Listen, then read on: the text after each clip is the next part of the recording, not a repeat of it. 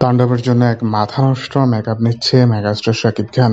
শাকিব খানের makeup man বর্তমানে বলিউড থেকে আনা হয় এবং সেখানকার এই মেকআপ ম্যানগুলো কিন্তু পুরো বিশ্বে বেশ জনপ্রিয়।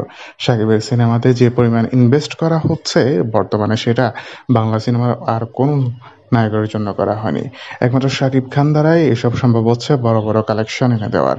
অন্য কোনো নায়কের বর্তমানে বেল নেই বাংলা সিনেমার ক্ষেত্রে।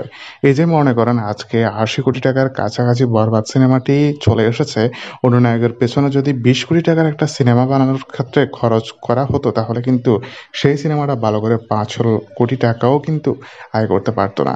সেখানে শাকিব খান ১৬ কোটি টাকা বাজেটের এক সিনেমার এখন প্রায় ৮০ কোটি টাকা আয় করে বানিয়েছেন। এটাই হচ্ছে মেগাস্টারের স্টারডম। শাকিব খানের জনপ্রিয়তা দিন দিন এতই বেড়ে চলেছে, বাকি নায়করা এখন শাকিবকে দেখে রীতিমতো হিংসাই করছে। তো বন্ধুরা, ভিডিওটি নিয়ে আপনাদের মতামত জানিয়ে দিন আমার ভিডিওর কমেন্ট বক্সে। ধন্যবাদ।